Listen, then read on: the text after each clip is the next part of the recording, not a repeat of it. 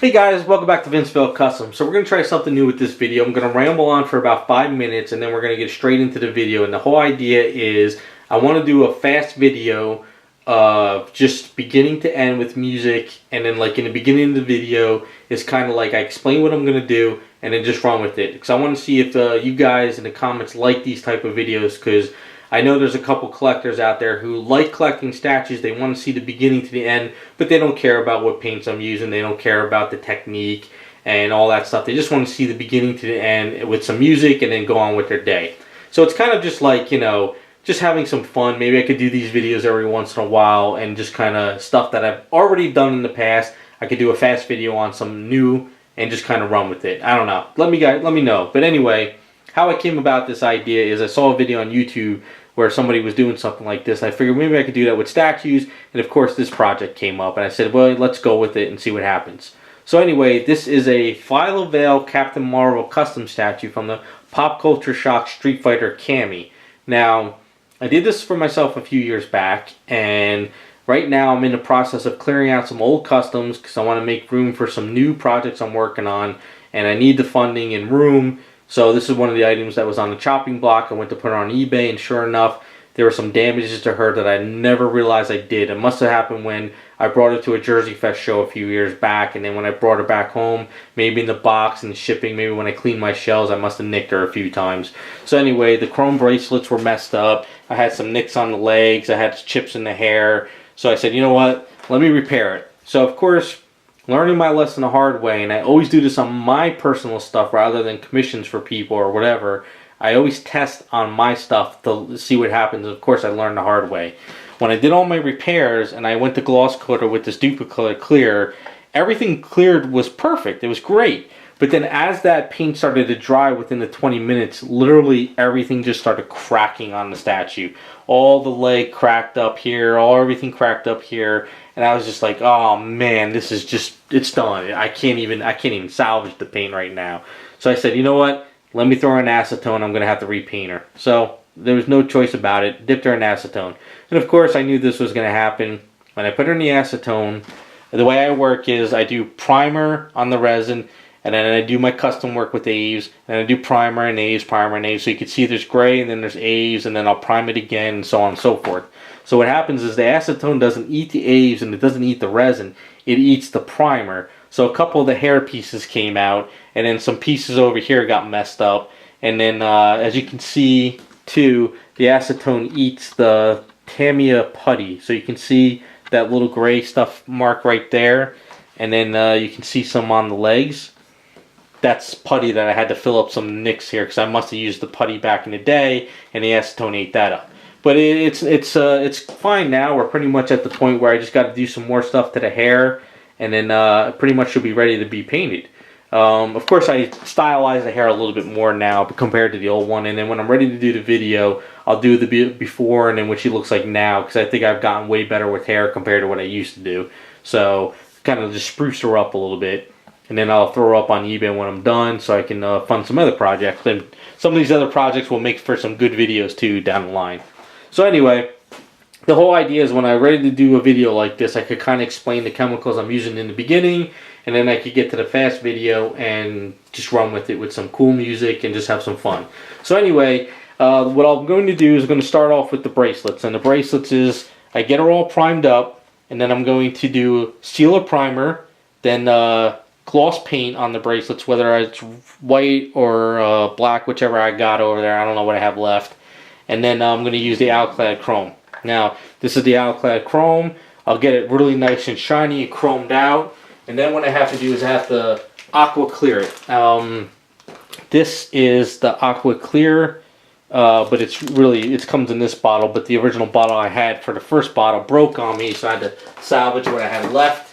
You can't really clear the chrome with this duplicolor stuff because this stuff reacts to the chrome and it doesn't give it that chrome finish anymore. It just completely turns into like a silver paint basically. So you have to use the Alclad products, but I think when you use this aqua stuff, it really straightens up the chrome and it actually works out pretty good. Plus I'll put a drop or two of blue in it, so when I do clear the chrome, I'll also be kind of tinting it blue because she's got blue bracelets, not yellow. So, and then after that, I can mask off the bracelets when that's all set up with a putty. And then I'll do the whole blue on her with some black shading. This is Createx Pearlized Blue. And then after that, once that's pretty much all set up, I will do the Tamiya Chrome Silver and then the clear red around her upper body area. And then once that's all done, I can start doing all the speckling of the stars. And then I could do the star on her chest, and I could do the hairs.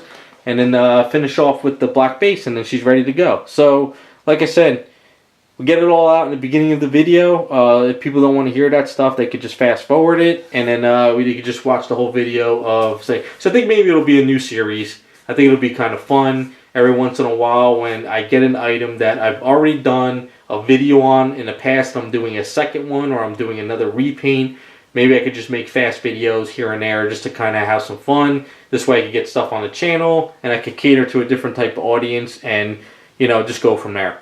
So I'm going to get her all prepped up. I'll get a picture up before I start of what the hair looked like from what I've done in the past, which was, now that I think about it, was really bad. But you can see what I'm doing now. And maybe you like the hair now, maybe you like the old hair. I don't know. Let me know in the comments. And then we'll just start up the video. So I think this should be pretty fun. It should go pretty fast. I've done plenty of Captain Marvels to the point where I got it down to a science. And then when I'm all done, she'll be thrown up on eBay. And then hopefully we'll get some really cool videos when I get these other projects done. So let's get to work.